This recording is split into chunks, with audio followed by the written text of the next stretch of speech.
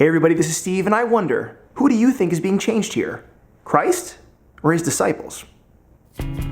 Every August 6th, we celebrate the Transfiguration, when Christ went up Mount Tabor with 3 of his disciples and suddenly appeared to them in glory. Matthew, Mark, and Luke all describe the Transfiguration in their gospel accounts, though we read Matthew's account during the liturgy of the feast day. Now after 6 days, Jesus took Peter, James, and John his brother, led them up on a high mountain by themselves, and he was transfigured before them.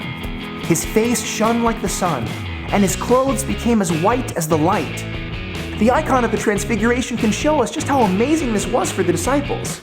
We can see them in awe, practically falling down the mountain, unable to comprehend what they're seeing. The disciples don't know how to act.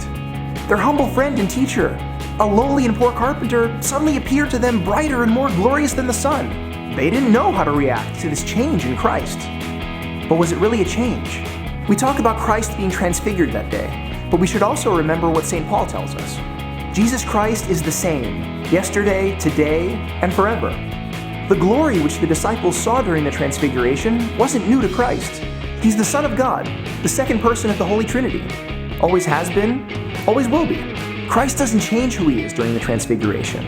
Instead, he reveals who he is. Christ reveals something that the disciples couldn't see before, that he's not simply human, not simply a poor and lowly carpenter. Christ reveals that he's both fully human and fully divine. As St. Gregory Palamas said, Jesus Christ was transfigured on the mount, not taking upon himself something new, nor being changed into something new, nor something which formerly he did not possess. Rather, it was to show his disciples that which he already was, opening their eyes and bringing them from blindness to sight. St. Gregory tells us that the disciples were transformed, which is the only way they could see this wonder. Christ is always radiant, always glorious, always awe-inspiring, even if the disciples couldn't always see it. They needed to be transformed by God's grace, just like we need to be transformed. The disciples spent every day with Christ, walking with him, talking with him, eating with him, spending hours a day with him, yet they didn't fully appreciate who he really is. They couldn't see his true glory even though it was right there in front of them. Just like we can spend our days without recognizing the glory of God that's right in front of us. All creation is a gift from God that proclaims his love and glory. But do we see that? All people are living, breathing icons of Christ. But do we see that? I love the Feast of the Transfiguration because it's a reminder that even though we can't always see it, the entire universe is a testament to God's awe-inspiring love for us.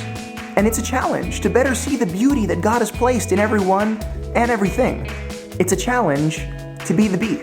So as we celebrate the day that God opened the eyes of his disciples, my prayer is that God opens our eyes as well. That as we draw closer to God, as our love for God and neighbor deepens, that we will be transformed like the disciples were, so that we will have eyes capable of seeing the whole world as it really is, immersed in God's light. So let's be the bee and see the world through transfigured eyes. Be the bee and live orthodoxy. Remember to like and subscribe. I'll see you all next week.